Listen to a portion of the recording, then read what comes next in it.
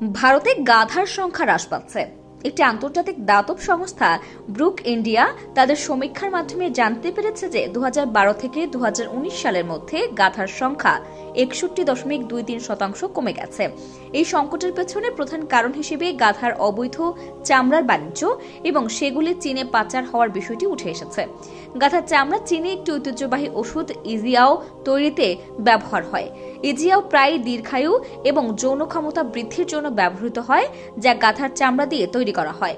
2012 সালে ভারতের প্রাণী সম্পদ শুমারি অনুসারে গাধার সংখ্যা ছিল 3.2 লাখ, কিন্তু 2019 সালের শুমারি অনুযায়ী সেই সংখ্যা মাত্র 1.2 লাখে নেমে এসেছে। গাধার সংখ্যা হ্রাসের সবচেয়ে বেশি প্রভাব পড়েছে মহারাষ্ট্র, গুজরাট, রাজস্থান, বিহার, উত্তরপ্রদেশ এবং অন্ধ্রপ্রদেশের মতো রাজ্যে। মহারাষ্ট্রের বিখ্যাত জেজুরি মেলায় যেখানে একসময় শত শত গাধা বিক্রি হতো, সেখানে বর্তমানে গাধার সংখ্যা প্রায় 0। গাধার সংখ্যা হ্রাসের কারণ নিয়ে আলোচনা করতে গিয়ে গাধা ব্যবসায়ী এবং পশুপালন কর্মকর্তারা জানান যে 2012 থেকে 2019 সালের মধ্যে এই প্রাকৃতিক সংকটের পেছনে অবৈধ বাণিজ্য এবং গাধার চামড়া পাচারের ভূমিকা ছিল। অন্ধ্রপ্রদেশ এবং তেলেঙ্গানা অঞ্চলের কিছু এলাকায় গাধা হত্যার ঘটনা বেড়ে গেছে। পুলিশ সম্প্রতি 39টি গাধা উদ্ধার করেছে এবং গাধার অবৈধ বাণিজ্যকারী কিছু ব্যক্তিকে গ্রেপ্তার করেছে। গাধা ব্যবসায়ীরা জানিয়েছেন, একসময় চীন থেকে আগত ক্রেতারা প্রতি মাসে 200টি গাধা কিনতে আসতেন, কিন্তু বর্তমানে তা অনেক কমে গেছে। অন্ধ্রপ্রদেশের এলুরু, গুদিওয়াদা, মাছিরিপত্তনম, বাপটলা, চেরুকুপল্লী, মঙ্গলাগিরি, গুন্টুর এবং চিরাল এলাকার কিছু অংশে গাধা কাটা হচ্ছে। সেখানে গাধার সংখ্যা 53.22% হ্রাস পেয়েছে।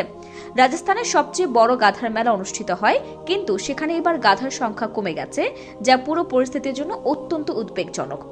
গাধার সংখ্যা হ্রাসের আরেকটি কারণ হল যান্ত্রিকীকরণ এবং অটোমেশনের মাধ্যমে গাধার ব্যবহার কমে যাওয়া। কৃষিতে গাধার ব্যবহার কমে গেছে কারণ যান্ত্রিক গাড়ি এবং ট্রাকের সংখ্যা বেড়েছে।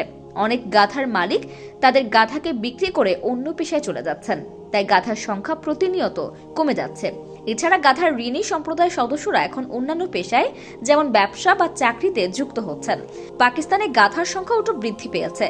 পাকিস্তান অর্থনৈতিক জরিপ 2023-24 অনুযায়ী গত এক বছরে পাকিস্তানে গাধার সংখ্যা 58 লাখ থেকে বেড়ে 59 লাখে পৌঁছেছে।